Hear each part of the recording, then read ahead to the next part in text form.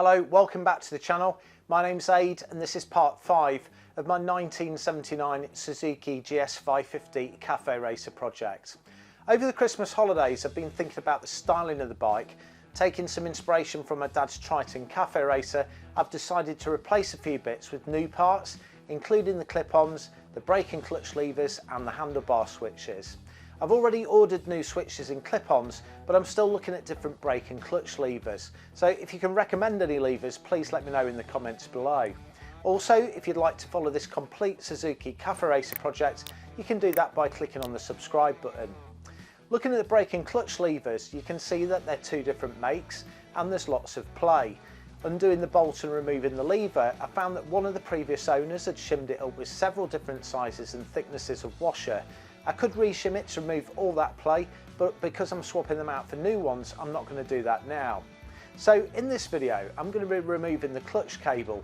To do that, I'll need to remove the left footrest, the gear change lever, the clutch adjustment and sprocket covers, the seat cowl and the fuel tank.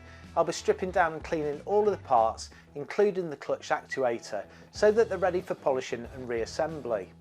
The first thing I'm going to do is remove the gear change lever. This is held on by a split pin and pinch bolt that clamps the lever onto the splines of the operating shaft.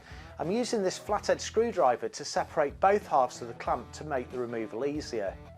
6 bolts secure the sprocket cover to the engine and 3 secure the clutch adjustment cover to the sprocket cover.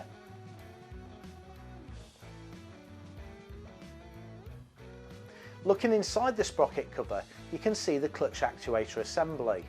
I undo the lock nut on the cable adjuster, remove the spring that's fastened to the cover and clutch actuator, and then remove the barrel type slotted nipple from the operating lever and the cable. I then pull the cable end through the hole in the cover.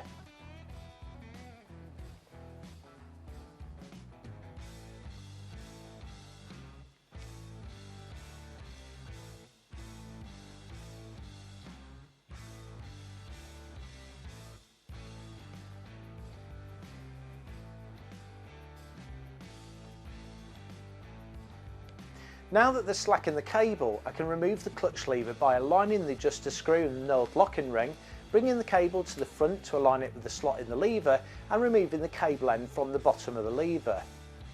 Here you can see the different sizes of lengths of bolts used to fasten both of the covers.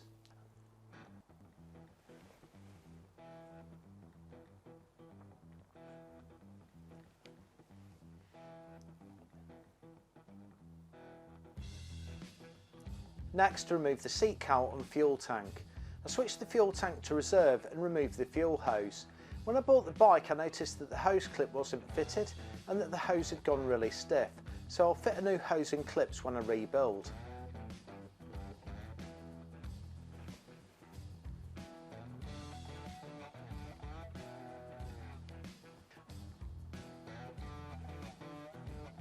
Using some pliers, I cut these tie wraps and bend open the fasteners that secure the cable in place.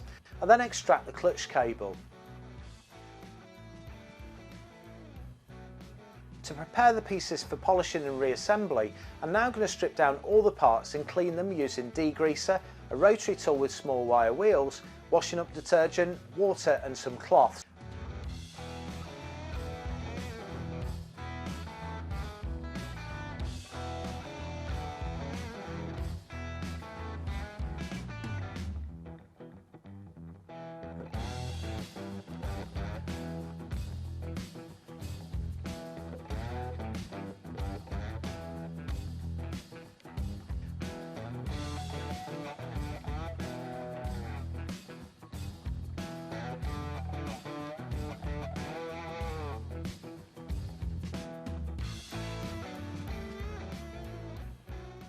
For this final stage of cleaning, I waited until my wife's gone out of the house as it requires the use of the dishwasher. I've cleaned the sprocket cover really well and rinsed it, so I'm now going to run it through the hottest dishwasher cycle. And after 2 hours in the dishwasher, here's what it looks like now. I'm now going to reassemble the clutch actuator. When I fit this properly, I'll be using grease to assemble the actuator. There's also this grease nipple here, which you use to top up the grease without having to remove the cover.